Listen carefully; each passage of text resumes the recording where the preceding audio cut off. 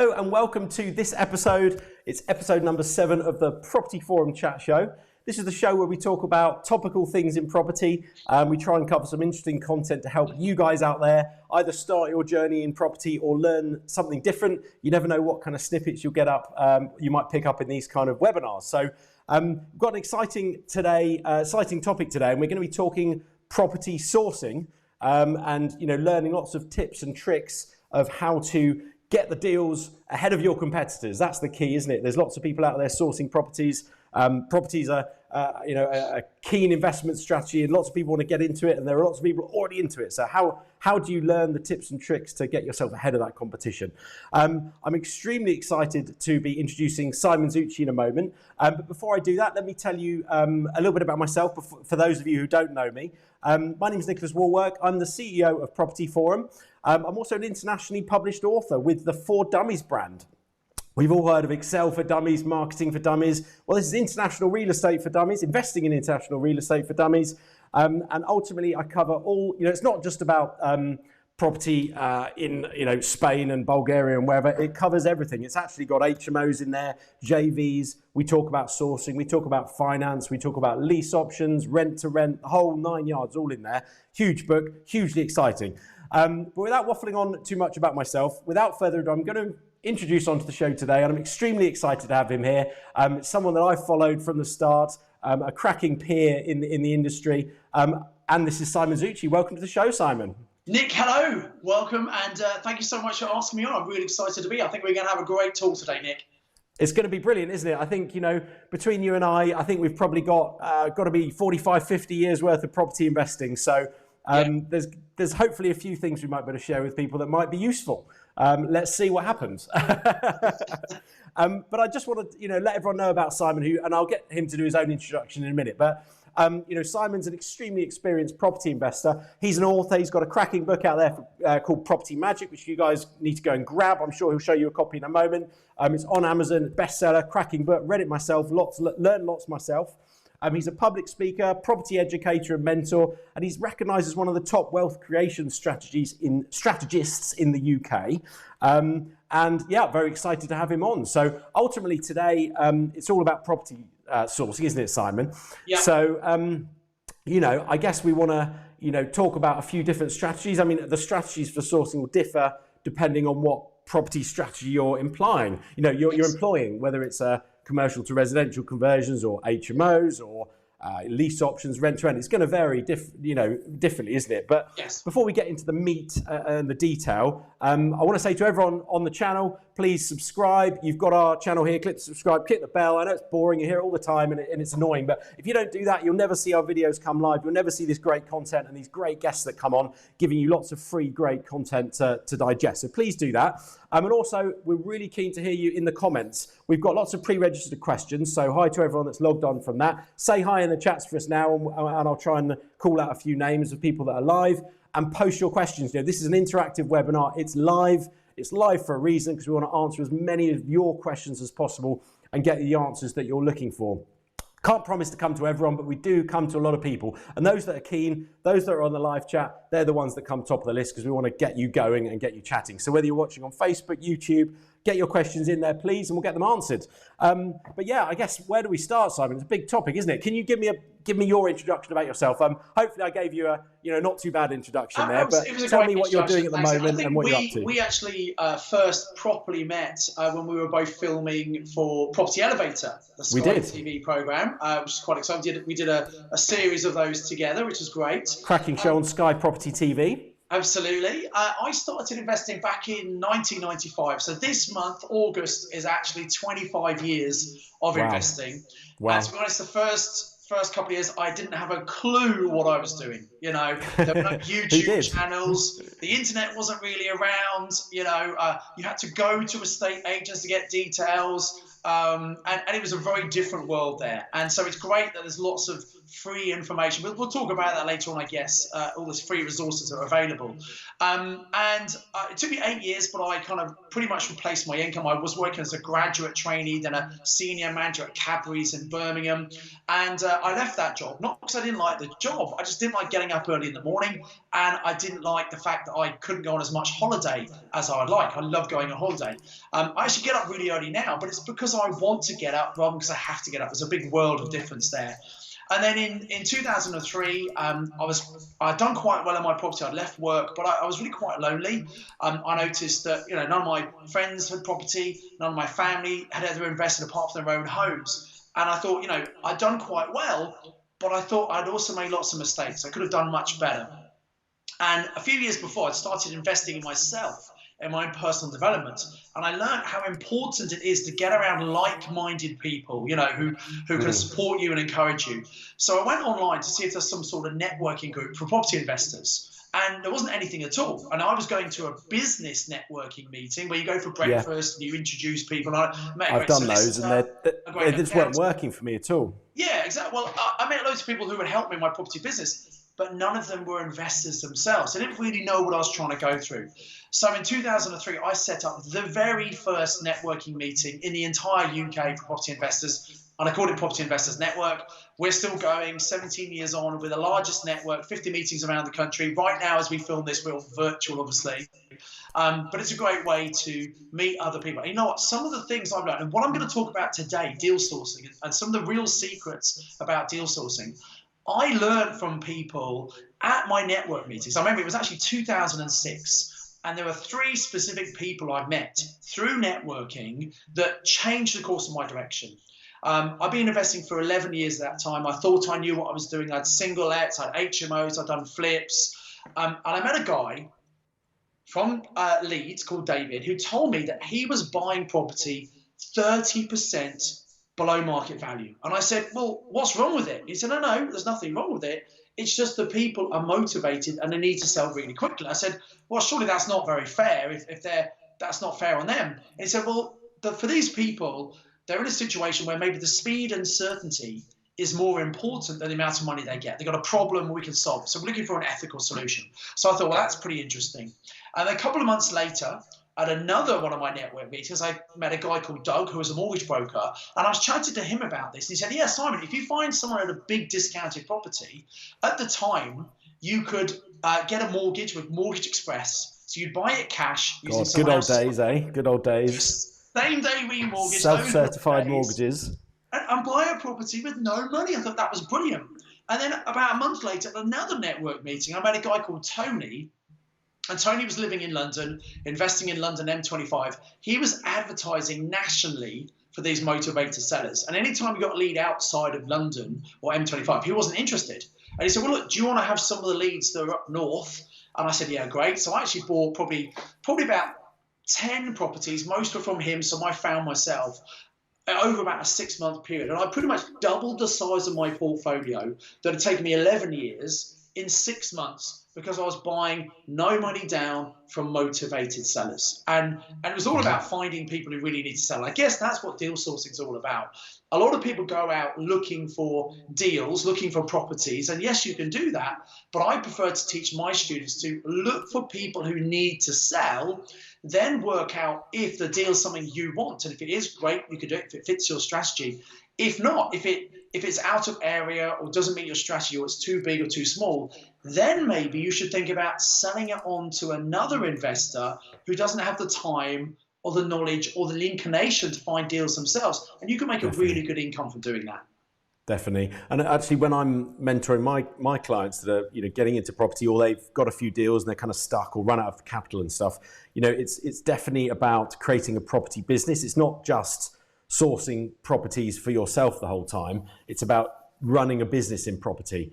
And deal sourcing and working for investors to help them find deals and recycling deals you don't want, as you said. It's a perfect way to add some extra income. It's very easy to charge 1.5-2% finder's fee to someone for a deal, and if it's a £500,000 office site that's perfect for resi, but your deal pipeline is full, hand it on to someone else and make 10 grand off it. Yeah, exactly. 2% of 500 grand, perfect. sorry, is that people think, well, if it's such a good deal, why would you sell it? Well, what you've got to understand is everyone only has a certain capacity. You know, you can only get a certain number of mortgages at any one time. You can only certainly physically deal with any one deal. So if you're good at finding deals and you've got deals coming in, you will find more than you can do. Now, obviously, you're going to keep the best ones yourself. But as long as they're a good deal, and actually a lot of people don't know what makes a good deal, so maybe we can talk about that. As long as it's a good deal, what you can do is, you know, find other investors. And the way you find them is going to network meetings, going to property training events where people are coming to learn about property. And when they realize, actually, you do need to put some time and effort in, some people are put off, right? And they'd much rather pay someone a fee than do it themselves. So there are lots of people out there who will buy good deals, but they've got to be good deals. They've got to be good deals. I mean, I use property sources all the time. I do look myself, obviously. I do a lot of hands-on sourcing. But if an absolute golden deal falls on my lap when I just happen to start looking, I'm going to pay the fee. Do you know what I mean? So some of the best deals I've done are ones that other people have bought to me, and they happen to have found a deal. Often it's outside of my area. I haven't noticed it, and it happens to fit my strategy. And great, I've done the deal. You know, I've done big commercial developments. I've done normal HMOs. I've done normal buy-to-let, all from great deals that have come out. I tend to do bigger deals these days, but I'm really happy to pay fees if someone's found a good deal for me.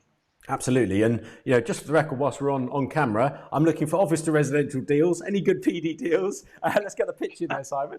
But actually, well, let me do the same thing then. I would like to. Yeah. Tell me what you're after. There are lots of landlords that want to sell. For a couple of reasons. Mainly, most people who've been in property 10, 15, 20 years, they probably own property in their own name.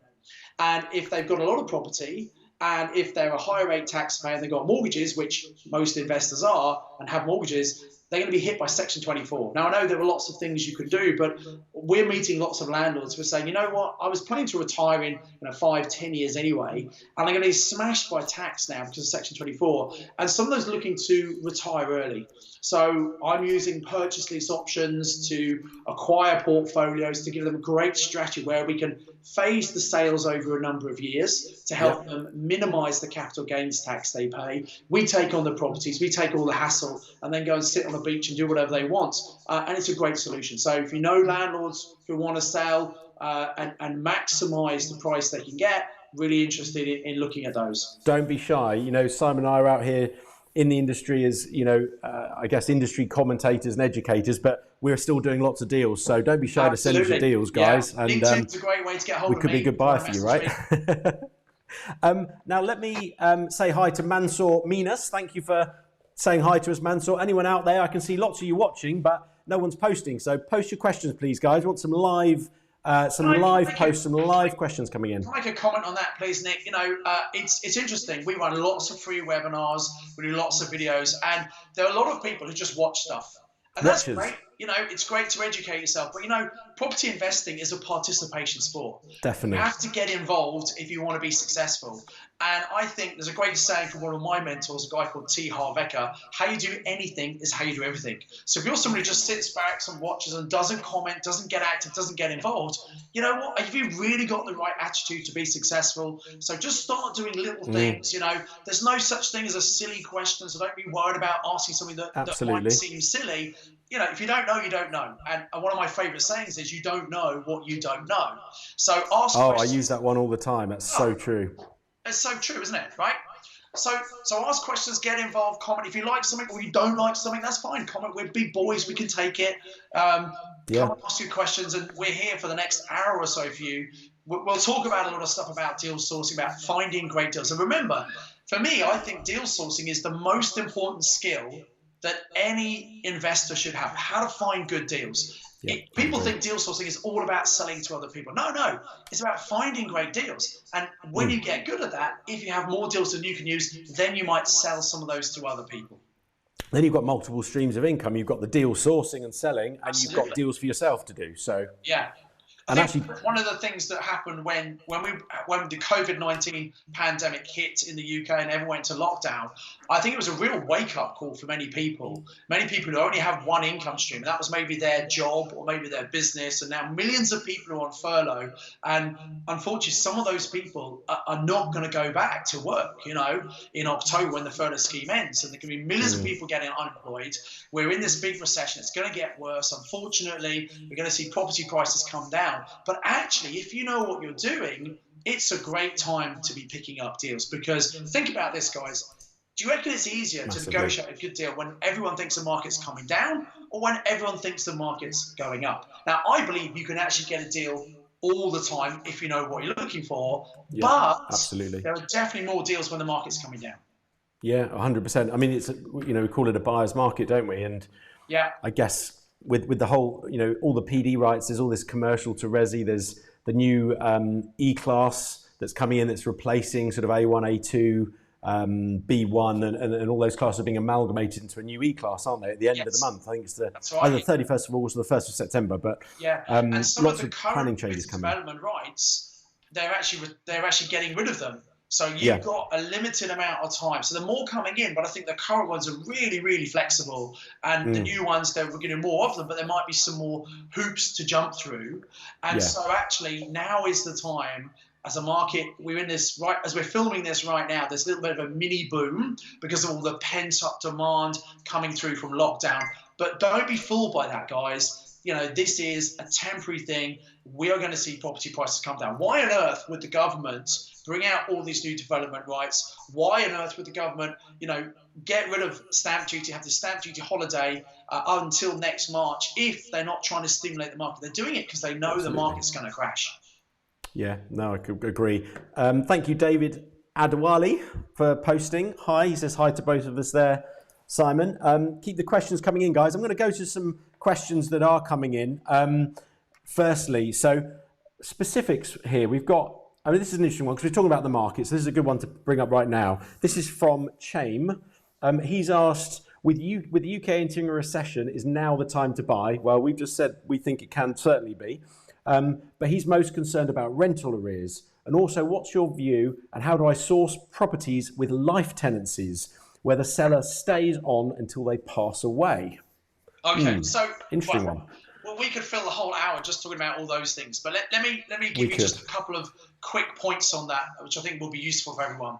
So, you know, Nick, we both agree that the market after this mini boom is going to come down. We don't know how much. No one knows. The Bank of England predicted 16%. But I don't think it's going to be as bad as 2009, but we think the market's going to come down. Now, a lot of people say, well, hang on, maybe we should wait. Maybe we should wait until the market hits the bottom and then we should buy. Now, in theory, that's a brilliant idea, but there are a couple of challenges of that. First of all, nobody knows when that's going to happen. Secondly, when it actually hits the bottom and everyone knows it hits the bottom and the press and the general public think it's hit the bottom, then what happens, it then starts to recover. And what happens is all the sellers have this hope and expectation that someone will come along and offer them more money for their property because the market's going up. So sellers are not as motivated and are not incentivized at that time to give you such a discount. So waiting till it hits a bomb is not a good time. No. Now, you might say, well, hang on a minute. If we could buy a property here at this price and in 6 months or a year it might be here, surely we should wait because we could lose money. Well, if you've read my book, Property Magic, I talk about the 5 golden rules. And let me tell you about those because they're very relevant to this right now. Rule number 1, we want to buy from motivated sellers, people who need to sell, and we look for an ethical win-win solution to solve their problem, and we get rewarded for doing that. Because they're motivated, they might be flexible on the price or the terms and do things like vendor finance or purchasing options. Rule number 2 is we only ever buy a property in an area with strong rental demand. So demand was mentioned. So we'll come back to demand in a moment. But we want to buy an area with strong rental demand. How do we know? We can check online. We can speak to local letting agents, get a really good feel for this type of property. Are we going to be able to rent it out? Linked to that is rule number 3. We only ever buy for positive cash flow. What that means is when you take the rent in each month, and you take off the mortgage, which is the biggest cost, and the insurance, and the maintenance, and the management in case someone else is managing it. And if it's an HMO or service accommodation, there's the bills as well. You take off all the costs. A few voids and factor in some void periods as well. Absolutely, absolutely. There must be some profit left over because if there's not going to be positive cash flow, do not buy. That's not an investment. That's a speculation. You're buying hoping the thing will go up. And it probably will, but it may not. Yeah, that's gambling, isn't it? It is. I don't like gambling. Whereas if you're getting a return on your money, that's investing. Rule number 4 is we want to hold for the long term. Now, I bought and sold property, and at the right time of market, you could do that. I don't think flipping's a great thing to do in the market we're in the moment. But if I've been investing 25 years, I can absolutely tell you holding property long term is where you create the real wealth. So if you buy here and 6 months later or a year, it's slightly lower, it doesn't matter as long as you follow the rules, as long as you can rent it out, as long as it's giving you cash flow and you're holding for long term, because it will come back. Why is it going to come back? Because we live on an island in the UK. It's a popular place to live. It's an increasing population through increasing birth rates and longer life expectancy, but there's not enough accommodation. There's a shortage of accommodation. So people always will need somewhere to live. They may not have jobs, lots of jobs are going, but they'll always need somewhere to live. And when people get made unemployed, they can get benefits to pay the rent, etc. So I think you need to understand that. And that's linked into the rental question. The nature of your tenants might change. There might be more people unemployed, more people on benefits. But at the end of the day, people always need somewhere to live. And so you can change it, can't you? You can control it, Simon. So you control the tenant group. You have to tweak your strategy. You can do that. Yes. Property is a controllable asset that you control. It's not the stock market, which is a gamble. Exactly. You can control the income, and you can control the way you manage it. It's not just down to the market forces. So the rule here is, yes, now is always a good time to buy. As long as the deal stacks up now, you can rent it, gives you cash flow, and you plan to hold long term. Don't worry about short-term blips. No, definitely. We've got some questions coming in now, guys. Thanks for that. We've G'd them up enough, Simon, and there's a few questions coming in. We've got one in from Rav, Joe Plant, Mansour's asked a question. So on the subject of sourcing an area, Joe asks, how do you research a new area? What are the key resources and data sources to use for a robust, reliable research in assessing demand, rent levels, and standard of rooms you'll need to offer, brackets, for HMO? So he's talking about HMO sourcing here. Right. HMOs. Okay, brilliant. How do you source an HMO property is one of the questions that also came in from Sean, one of the pre-registered questions. So let's talk about specifically sourcing HMOs. That's a key strategy at the moment, isn't it? I do a lot of them as well. So HMOs is a great strategy. It's one of my favorite strategies, and many of my students, is one of the quickest ways people could replace their income. Just to give you an idea, a single let property might make 100, maybe 200 pounds. They can make 300 maybe in certain areas, but typically they don't make a lot of money. So you need a lot of single lets to replace your income. Compare that to an HMO, a house of multiple occupation, where you're renting out multiple rooms to different people.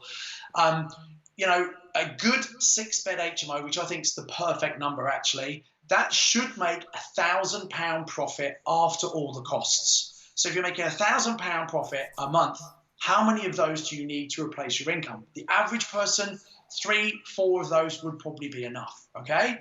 So that's why HMOs are great. Now, a couple of things about HMOs. First of all, I believe there is actually an oversupply of HMOs in many areas, okay? So let's just acknowledge that. However, I think it's an oversupply of very average stock. Most HMOs are pretty boring. They're magnolia walls. They're not great furniture, etc. What I encourage my students to do is have very good quality accommodation, high-end accommodation, because you can get more rent for it. It rents much quicker. And if you're trying to compete on price and you keep lowering your price down to attract tenants, you're going to attract the wrong type of tenant. I want the more discerning tenant who can afford to pay a bit more, and they want and demand better standard accommodation. So although there's an oversupply, I think it's very average stock that is in oversupply. And I believe if you have good quality stock in the right location, then you should always be able to rent it. So let's talk about how you actually find it and do the research now. I think wherever you live is always the best place to invest, to start there. However, if you're in a more expensive area, it may not stack up so well. So you might look, say, maybe 45 minutes from where you live. There will be an area where it does stack up better. Failing that, you can tap into things like the Property Investor Network meetings and meet people in areas all over the country, meet local people who've got HMOs, speak to them, learn from those people, and understand what actually is possible in that area. There's a great website called spareroom.co.uk, which is the main website that we as landlords use to advertise rooms in our HMOs. Yep. And if you go onto that, and we can advertise rooms, but also tenants can also advertise. to say they're looking for rooms. So as well as advertising your property, you should always reach out to people who are advertising, say, hey, do you want to come and look at my property? Now, on the tenants page, the page on which they advertise, which is the rooms wanted page, if you go to spare room, go to the rooms wanted page, go to the right-hand side, and there's a little link that says, have you got property to rent? So it's talking to landlords. It says, check local prices in your area.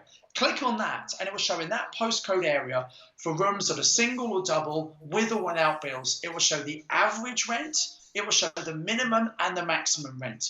So in terms of doing your research, I'd always use the average figures when doing your calculations. But actually, you can see just how much rent can be achieved. And you'd be amazed, sometimes the highest rent is twice what the lowest rent is for the same kind of, for a double room with bills included. So go and check it out yourself. That's a really powerful tool to check actual rates in the area. And one of the things you could do is put up a dummy advert on one of those sites with some pictures from the other HMOs with a great description, and just see what kind of inquiries come in. By the way, don't be cheap. Don't do the free listings. Pay for your adverts, pay for the premium listed ones, because it might cost, I don't know, 50 quid a month or something, but an empty room is going to cost you a lot more than 50 quid a month. And also, one room, you can post it for sort of one property, can't you, Simon? So you could post up a double room, and that could cover 3 rooms, and for 70 or 80 quid, whatever the current price is. Yeah, exactly. So, I actually think it's a good idea to keep your adverts running even when your rooms are all full, because then you start building a database of people who in that area are looking for rooms. And next time you have a room come up, look for the people who were looking about 5 months ago, reach out to them. They probably would have found someone, say, hey, at the time I didn't have anything, but you know what? You probably would have gone somewhere. If the house you're in isn't suitable for you, if it's not the right location, or you don't like the tenants, or the landlord's not very good, and you're thinking about moving, I've got a vacancy coming up. So it's a great way. You need to be registered with the Information Commissioner, the ICO, if you're keeping details like that. But all landlords should do that anyway, really. So there are lots of little hints and tricks you could use to find great tenants. But fundamentally, Nick, what it comes down to is, I think there are certain criteria you need for HMOs. You need to think about the location. So if you're renting to students, they've got to be very, very close to universities. Students are kind of lazy. They want to be able to roll out of bed, get into university within 5 minutes to get in for their lectures.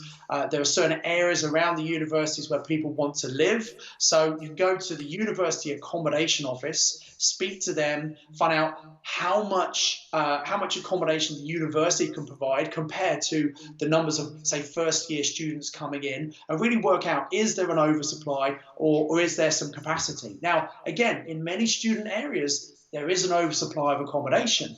They build these new, fantastic, purpose-built blocks, sometimes by the university, sometimes they're private, and a lot of students like to live in those because they're new and shiny. The biggest problem with those is that they're very expensive, and also it's a bit institutionalized. Living in a big block, you can't really have parties, which is what people like to do in their HMO student houses. So there's still a good demand for student houses, but they've got to be really close to university, and they've got to be very high specification. Nick, when you and me were students, we probably lived in properties that were not that great. That's not the case anymore. Student accommodation is very, very high standard. But let me give everyone a big tip here, guys. This is a great tip for sourcing student HMOs, okay? Because of the whole COVID thing, people are worried, are people going to go to university? The whole A-levels thing, not everyone, people couldn't take their exams. There's a big hoo-ha about that. There's going to be lots of people applying last minute for universities, right? And coming in September through clearing. And some of the universities, the accommodation might all be full. And so there's always students looking in September, or maybe they typically, student accommodation, they actually sort out next year's academic accommodation in the beginning of January, February. But they might have signed up in a group, and maybe the group fell out over the summer holiday, or someone didn't pass exams, they're not all coming back. So that group falls over. So again, people are looking for houses. Now, what this means is there is demand in September, but most people have already sorted their accommodation out. And there are going to be student landlords who've got properties that are a little bit far out, or maybe they're not such good condition and they've always rented them, but this year they've not rented it. And they are going to be panicking right now, panicking that, oh my God, I've not got students lined up for the next academic year. They're used to filling it in January, February. And I guarantee you in student areas right now, there are some opportunities to be had. You can pick up some properties as rent to rent, purchase lease options, or even straightforward purchases. Now, you might be able to put students in, but that's a bit risky. I think actually it's best to repurpose that property and maybe put young professionals in, or working people who actually like to live in the student area because they've got good bars and things. They know people, they've been to that university, they know people in the area still, but they don't quite want to live in a student house anymore. So that's a great way of finding deals right now, and probably up until about September, and especially in October when the academic year started. Those landlords that have got empty houses are going to be panicking. Well, they'll be desperate, won't they? They'll be panicking. You might think that they would repurpose the property, but sometimes they're so tunnel vision thinking about students, they don't have any experience of other types of tenants. So that's one great way, straight away, to source some great student HMOs.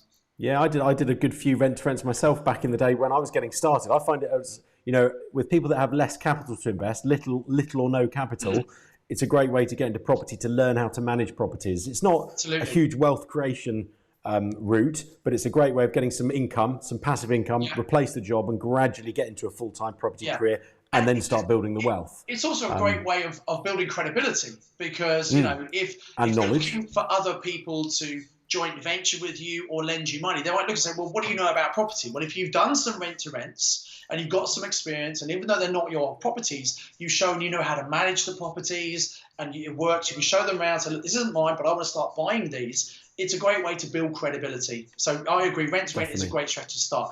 It's not passive, recognise it is active, you've got to put effort into it, but it can be a really good strategy to start. As can be deal sourcing, because deal sourcing, you get paid big chunks of cash, commission, and they can add up to be the deposits for the properties you want to buy. But you've got to learn how to deal source in the first place. It's not just going and finding something that's for sale on Rightmove. That doesn't mean that's a deal. No, and if you've done a couple of rent-to-rents, on your own, you're gaining that kind of experience of rent-to-rent managing. Then you know what to look for an HMO, because you're running one or two of them. There's no better, practice, is there, than doing it hands-on, and then that's helping your deal sourcing business as well. So it all feeds in. You just got to get going, haven't you? You said right at the beginning, get started, get going. Don't be afraid to take some steps, whether it's commenting on these posts and asking questions and taking some steps to go and get some good education done and read some books. I've read every book going. I've read, I've read your book, obviously, Simon. I've read everyone's book in the industry that puts out a book, because I'm always learning, and I'm not cocky to say I know it all. If you start at that point, you're going to go downhill. There's always stuff to learn. Always. Nick, I've been investing 25 years, and I certainly don't know it all. And actually, one of the reasons I invest is because I want to keep my knowledge up to date, so I'm still active. And you can make good money. But I'm learning all the time, and I'm learning from my students as well. Yeah, absolutely. Yeah, they're at the coalface as well, doing it day in, day out. So it's really interesting and it becomes very collaborative, doesn't it, when you're sort of mentoring people, because they're out there looking at deals that might interest them a bit more than deals that you would normally do. So you're kind of learning different strategies and different techniques. So yes, exactly. It's a good collaborative experience. I'm going to go to Rav here, who's said, "Hi guys, I'm looking for resi development sites. What are the best ways to source suitable sites?" Okay. You've got some tips for resi development sites. Obviously, you can go to commercial agents. I think often commercial agents, they have things that maybe other people have missed, or maybe actually they're not such good opportunities, because they have a little black book of people they call when they get a good deal. So I think the best way of finding conversion projects is actually going direct to the seller. In your local area, there will be properties that are empty, that are derelict. You can go onto land registry, try and find out who owns them. If there's no listing there, or if it's the same address, knock on the doors of the neighbours. Someone will know who owns that property. A really extreme measure is if you really can't find anything, put a for sale sign outside the property with your number, and sure enough, someone will soon call you, say, "Why are you selling my property?" And you got hold of the owner. Okay? That's a good tip. I've never heard of that one before. There you go. Have you actually done that? I haven't done it myself, but one of my students I'm has. disappointed now. One of my students has, and he Have absolutely they? got an irate owner calling. What are you That is doing selling my brilliant. property? So, well, I'm not selling it, but at least I got your attention. Yeah, I was going to say it's not necessarily the best foot to start off on, but at least you got his attention. If all else fails, it is a drastic measure. I prefer knocking on the doors, asking neighbours, which absolutely has worked for me. Yeah, definitely. And so you can do that. And then also look around for businesses. Look, there are a whole load of offices. I don't know about you, Nick, but my team, I've got a couple of businesses. My education business, we had a big office, 20 people. We don't need that anymore because most people want to work from home. So we're downscaled to a really small office. And it's only a serviced office anyway. I don't own it. Luckily, I was thinking about buying an office, and I'm really pleased I didn't. So there'll be lots of offices that are no longer required. Unfortunately, there'll be lots of retail premises that are no longer required as well. And with all the new permitted development rights coming out, there's going to be some huge opportunities here. So keep your eyes open in your local area. Go onto Land Registry, find out who owns it, and then reach out to them, write them letters. Don't just send them one. You got to send a campaign of letters. You got to be persistent. Property is not easy. Let me say that again. Property investing is not easy. And people come in, they expect it to be easy, make lots of money really quickly. The people who make money, lots of money, put in a hell of a lot of time and effort. But they do that because they know it's much better rewarded than whatever else they're doing. And if you buy a property and hold it long term, you get to work once and get paid forever. And that's the thing I love about property. If you're doing a job or you're running your own business, generally, if you stop doing it, you stop the income coming in. You want multiple income streams coming in. So if something like a COVID-19 does happen, you've got multiple streams. It's not a problem if one of those streams or even two of those streams fall over. Yeah, no, it's interesting, isn't it? I think what I saw in lockdown when we came out, everyone panicked the first month, and it was very difficult, and we panicked. We were like, were our tenants going to pay the rent at the end of the first month? At the end of April, that was a very nervous month with the government saying all sorts of things about rent, mortgage payment holidays, and tenants were assuming that they would then not have to pay rent. Luckily, that all got corrected, and good communication with the tenants really helped to let them know what their responsibilities were. But I definitely saw a lot of push on the education, a lot more people coming to me for mentoring, which I do. And that was because it was like we said this earlier when we had a quick chat before the webinar, was it's like a massive New Year's resolution, wasn't it? It's like massive reset, and people are keen to go and do business. I think a lot of people that have been learning a little bit already about property education have sort of have got enough knowledge to know that this is going to be a really good time, I think, for buying. Yeah, you're actually right. I think it was a real it was a kind of a wake up moment that people realize, oh my God, I've got a job which I might be really good, I really enjoy, or I've got a business but I've only got one stream of income, and suddenly actually that could be threatened. Some of the big businesses that have gone out of business already, and unfortunately more are going to come, who would have thought it, right? So, I think that was a real wake-up call for many people. And you're also right, Nick. I mean, a lot of people will watch videos like this and hopefully learn great stuff. And I've got a podcast called the Property Magic Podcast. You should listen to that. And they'll listen to lots of webinars and that kind of thing. And that's great. But educating yourself for free only works to a certain extent.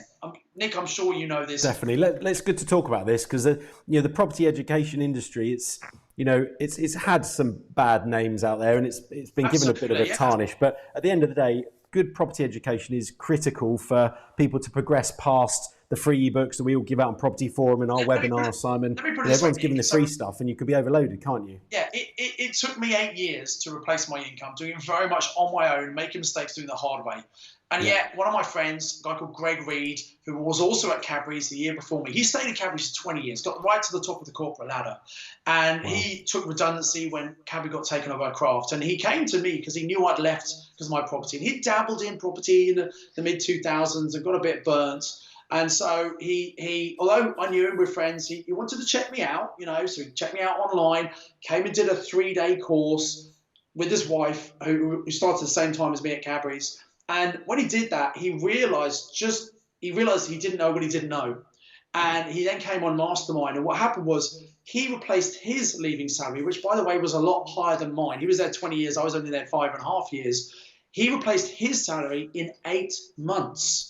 And it took me 8 years because he had the the exact strategy, the formula to follow. Yeah. He had the accountability, the support, the environment. And he paid to do that. But, you know, he's got a return on investment, not just in the first year, but for the rest of his life on that investment. And I think it's something happens when you invest in yourself.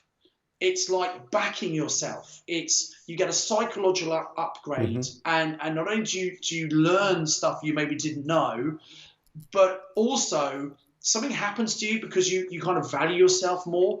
Whereas, you know, a lot of people say to me, oh, I want to attract someone who wants to put some money into my deal, a joint venture, or lend me money, but they're not prepared to train themselves. So you kind of think, well, hang on a minute. If you're not prepared to invest in yourself and learn how to do this properly, why on earth would someone back you? Why would someone invest in you? So it all starts with investing in yourself. And it's commitment, isn't it, Simon? If I can jump in there, please, you know, it's about, you know, whenever we set these sort of big, audacious goals that, you know, we're supposed to set and shoot for those, it's also about, you know, going public with your goals and saying, you know, I'm going to be accountable for this. And when you put some money down on the table towards your education, whether it's university or whatever, you know, you're really kind of putting your money and your word and your time on the line, and that's a commitment. You know, and once you've done that, you'll be, you know, amazed at how kind of fast you progress. Yes, you're putting a stake in the ground, saying, right, I'm taking this seriously. To be honest, my first 5 or 6 years in property, I was doing it as a hobby. I was dabbling because I didn't realise just how powerful property investing and how much wealth it was going to create. And the thing is, I think there's no one can use that as an excuse now. There's so much out there online about just how much property can do for you. Someone's got to be pretty ignorant not to realise that. But it comes down to choice, priority, and commitment. And look, we're all busy. We've all got stuff going on. But I meet people who say, oh, I'd love to invest in property, but I'm too busy now. Some people are too busy earning a living to actually make any serious money. Well, that's the age-old rat race, isn't it, Simon? That, you know, the more and more you get into your job, the higher up the corporate ladder, you have kids, the risk becomes higher and higher and higher. The amount of passive income you've got to earn to replace your salary becomes higher and higher and higher. It's a tricky one. What do you say to someone that's earning 150 grand a year and has got 3 kids and a 5 grand a month mortgage? Yeah, exactly. Well, and you know, and the problem is you get trapped into that, don't you? Because I used to think when I was younger, all you have to do to be rich is earn more money. The problem is the more you earn, the more you spend, right? Because your lifestyle expands to the income you have. So the key is to get to the point where you actually replace what you're earning from a job with the income from your property. And so it starts somewhere. You've got to start somewhere to do that. And the good thing is those people probably have lots of equity in property. That's a great way to start to release the equity. Educate yourself to make sure you don't make expensive mistakes. And then just start taking it. And you know, you've got to make that commitment of time. The more time and effort you put in up front, the quicker you're going to get the results. If you do it like a hobby as I did, it's going to take you 8-10 years to get there. If you really focus on it, and you don't have to do it full time. Some of our most successful students, Nick, have got full-time jobs or they've got busy businesses they're running. And because they've only got a small amount of time, the time they have, they are laser focused and they do the right stuff. Whereas I know people who are in property, they waste so much time doing stuff that isn't actually moving them forward. If they had less time, they'd probably achieve more, if that kind of makes sense. You know what, I originally was proud of my journey where, and I'm proud of my overall journey, of course, but I was proud because I learned a lot of it myself, and I didn't do in the early years a lot of property education training. And that was a mistake. That was a huge mistake. And I look back on my life now and where I worked in the corporate world whilst building up a portfolio slowly, I could have built that portfolio in, you know, a couple of years, whereas it took me 10 to get, enough deals done to be able to actually do it full time. So if I'd had a mentor or some good quality education back in the day, and you know, all that was available then, unfortunately, was a company called Inside Track, who were a load of scam artists selling overinflated properties in a massively booming market. I'm sure you remember them, Simon. I do, and that's my friend Greg actually got caught by them as well. But did he? Yeah, you know. Tricky one. Thankfully, they're not around to sue us, so we can badmouth them now. I think safely, hopefully. Actually, I think that these are my own opinions, Simon. That's all. Indeed, as am I. To be fair, I think that the training they did was probably okay because it got people started. The problem was when they started selling properties as well, and that's why I don't sell properties to any of my students. You know, that was the problem, wasn't it? It was a funnel into selling their properties. Yeah, exactly. And I think so, you know, Education's great if you want to buy property, but put the two together. Well, where's the boundary there? Not really sure. So that's why we don't sell properties. It's a big conflict of interest. And the worst thing was that those properties were getting overinflated so they could give a free discount to make it look attractive. And then 2008 came, nasty. Anyway, we won't dwell on that stuff, but that's a good learning lesson. That was when just thinking about 2008, when that crash came and lots of people were panicking trying to sell, a lot of investors froze. They, it's a bad time to buy, the market's crashing. That was actually one of the best times to buy if you knew what you were doing. And I believe the next 12 months is going to be a similar opportunity. A lot of people are panicking. The press will think, property is a bad thing. And actually, the field is going to be clear for those of us who know what we're doing and are educated and are taking action. As long as they're holding long term and following the 5 golden rules, actually it's going to be a great time to buy. Let me ask everyone who's watching this, you might want to type into the chat. Knowing what you know now and having seen what's happened to the property market, it goes up and it crashes, comes up again. If you had your time again, would you like to buy more properties back in 2009, 2010? And anyone who did buy property then and did it right, me too, and held it, I might have bought lots of property, but not enough. I'm not going to make that. I'm going to buy a ton of property in this next crash, prepared to hold it for long term. People that bought stuff in 2009, 2010, most of it has doubled in value since then. Yeah. And people have done very, very well. The opportunity is going to happen. The prices are going to be reset. In case you think prices are expensive now is going to be the chance to get back in and make the most of it. And that's why learning how to find great deals right now is really, really important. Yeah, couldn't agree more.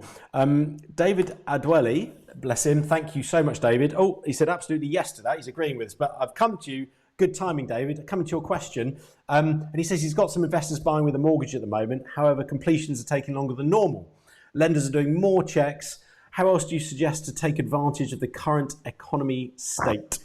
Okay, so I think you're right. I think mortgages are taking longer, remortgages are taking longer. That's partly because the market's so busy, because we had lockdown for a couple of months where nothing happened. So there's all those transactions that were stalled. I had 1 purchase and 3 remortgages going through before COVID-19.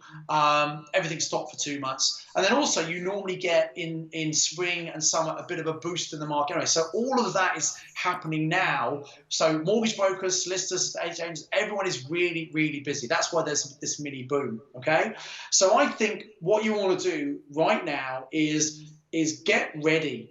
What you should be doing now, if you have property that you want to refinance, that you plan to use that money to buy more property, don't wait until you find a great deal. I would refinance. I can't give you financial advice, it's just education, obviously. But what I would do is refinance now to get the money ready. It might mean you've got to pay a little bit of interest on that in the meantime till you use it, but get your cash ready. Keep your powder dry, as they say, because there are going to be some great buying opportunities coming up.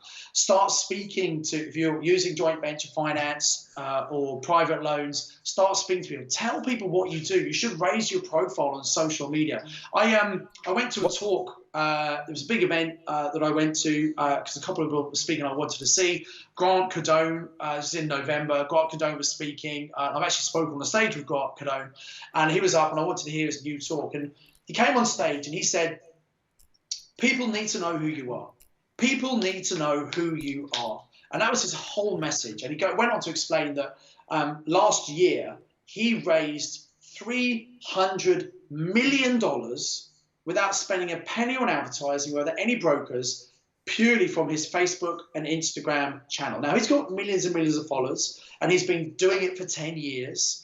When a lot of people 10 years ago said, why are you bothering with Instagram? That's stuff for kids and stuff. But he's built up his brand. So people know him now, and he's attracted £300 million of funding into Cardone Capital because of his brand, because of his awareness. Now, I'm not suggesting you can go and raise 300 million, but you know what? If you're in property and you post pictures of you with your keys outside your property, or you show pictures of your refurb, there are family and friends who are what we call lurkers. They're just watching. They're seeing what's going on. And if they see that you are having success in property, that you obviously know what you're doing, Some of those people might have money in the bank that's doing absolutely nothing for them. They're getting 0.1% on their money, if that, at the moment, and you can offer them a great return. So you're helping them and they are helping you as well. And in this country, people don't like asking for money. We feel quite shy about it. But there are ways and means to go about it so that people want to give money to you.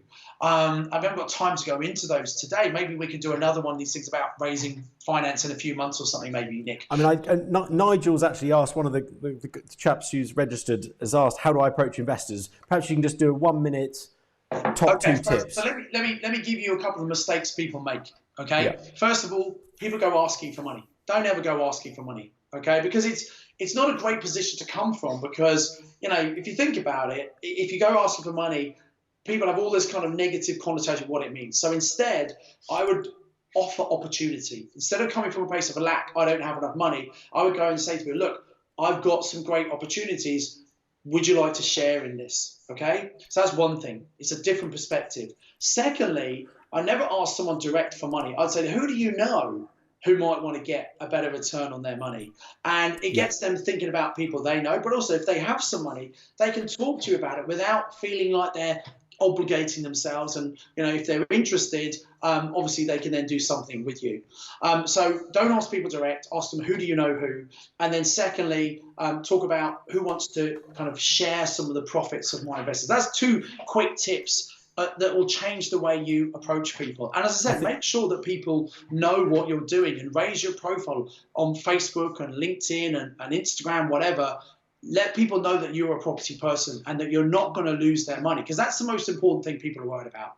If they lend you their money, they want to make sure they get it back. Yes, they want to get interest, but fundamentally, they want to make sure they get their money back. I think that's, you know, that's really good tips. There's a couple of people saying that they're very interested in the raising finance element, and, you know, spot on there, Simon. You know, when I mentor people, I'm not just mentoring them on property deals, I'm mentoring them on marketing and business. I've owned and run a number of businesses, not all of them successful, so I've learned the hard way in a couple of areas, but I've always marketed my business as well. And I think, you know, marketing is absolutely critical to any business success, as is understanding cash flow of a business, as is understanding, you know, P&Ls and balance sheets and accounts and all this kind of business knowledge, critical to property, you know. And marketing is not just the business, it's marketing you, because people are basically buying into you if they're lending you money, if they're joint venturing with you. So, you know, we have our property investor network meetings, and, you know, at the beginning I said, look, you got to participate, you got to be involved, right? Everyone who comes to a PIN meeting, we have a networking break where people can stand up, or on Zoom, they can say 20 seconds, who they are, what they do, what they're looking at. Now, you're not allowed to ask for money. That's an FCA thing. But you can say things that intrigue people, that attract them to you, start conversations. And as you get to know people over time, those are people you can work with. But it's amazing how many people don't take that opportunity to use it because, oh, no, I just won't say anything this month. And they're missing an opportunity. You've got to think about branding you and raising your profile. People need to know who you are. They need to trust you. They need to know what you're doing. Otherwise, they're not going to lend money to you. No, absolutely. I just want to add one other tip for the guys watching here on raising money. And in our Red Brick group, we have used all the tips that we've just discussed, you know, which is ultimately make yourself investable, but also add security to the investment, Simon. That's critical, isn't it? Is, you know, what are they investing in? Is it secure and safe? So it's not about marketing it well, because there's lots of people that market, you know, a turd really well. That doesn't make it a quality product. You know, what you've got to build is not only your profile, but you've got to build your profile through good quality, you know, experience. And you know, there's too many people and touching back on our discussion earlier about property education, there's too many people out there that have done a course, come out, bought 1 or 2 HMOs and are now selling their own courses and stuff. And that's all very well, and I wish them well, but, you know, do your due diligence when you're working with who to work with, and look at that person's experience in deal making, look at what they've done, look at you know, all of the sites they've invested in, all the people they've helped, and make those decisions. Don't take those decisions lightly. Yeah, you know, that's critical, right. You, in anything in life and in property, whether you're investing in property or whether you're investing some money by training with someone, you need to do your due diligence. You must always Absolutely. do that. And so going online, speaking to other people who've done training with them, what have they got, and unfortunately, you're right. There are some people who have maybe been investing a couple of years, they start training people, and that's nothing wrong with that. You've got to start somewhere. But I think often they're hoping they're training because they're just 1 or 2 properties ahead of the people they're teaching. And that will work to a certain extent, but there's not the depth of knowledge. And my real concern here is that anyone who's been investing less than 10 years, they've only been investing in a booming market. And they don't know what happens when the market crashes, and they are not prepared. Whereas, we were able to successfully see our clients through the last crash, and we're going to do it again this time. It's different. What used to work may not necessarily be the best thing to use when the market comes down. And just please, everyone, be aware. You might have been investing yourself for 7, 8 years really successfully. Please do not assume that everything you've done previously is going to be appropriate for when the market is crashing, because it's a different set of circumstances. You need to use different strategies. You approach it in a different way. And it's best to work with someone who's been through that and understands that. Couldn't agree more, Simon. Keep the questions coming in. As you can see, we are jumping on your live questions as quickly as we can. There are lots of pre-done questions here which people have put in when they registered. So I'm going to jump to a couple of those whilst we wait for you guys to ask your questions. Don't forget to subscribe to the channel, guys, so you get more live webinars and new great content from both myself and Simon. I've posted Simon's live webinar there. I'll just pop it up on screen again. So jump on that to go and see more quality education on sourcing and packaging deals. So just jumping now to kind of moving on a little bit in the discussion, I want to talk about building your network of active, reliable, and ethical property agents and sourcers. Yeah. We've got a question in here from Peter, and he's saying, how is best to finance a new venture through a broker?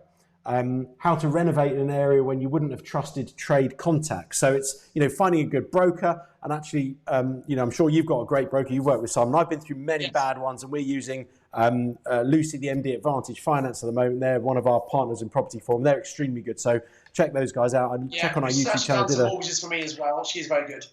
Say again, you've spoken to Lucy, have you? Lucy's actually done some mortgages for me in the past. Oh, fantastic. Yeah. Yeah, it's so on it. And, what you don't understand with a lot of, an average broker is that they just look at a deal, they fill in a form and they chuck it in. They don't know the nuances of what that lender looks for and whether that person's suitable. And the amount of questions that are getting asked now, I've been asked for a 250 grand Paragon mortgage this month. We're going for 3 of them, which might be why they're getting a bit jittery, 3 in 1 month. But, they're asking for 3 years accounts for every single business entity, which is like over, I don't know, it's going to be 12 to 15 entities off the top of my head.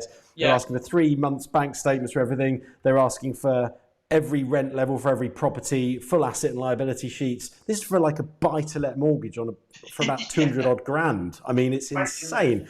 They think I'm taking out a £5 million development loan. But sorry, back to Peter's question.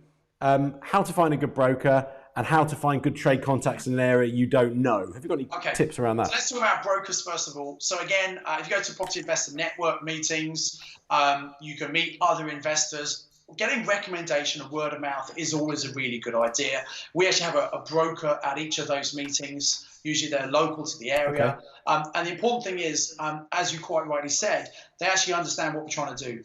It's important, don't go to your bank, don't go to your current lender, because they'll only tell you about their particular products. You need a broker who's got access to the full market and they're totally independent.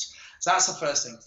Ideally, you want a broker who's actively investing themselves, because they'll understand what you're trying to do and what you're trying to achieve. And many brokers, in fact, many people in the property industry, they're an expert in what they do, but they don't actually invest. And they don't really quite understand what we're doing and some of the strategies. So always make sure that they are actively investing themselves. We've had a load of brokers actually come and do my mastermind program, and they've obviously picked up lots of business within that, but they've also then really built their own portfolios.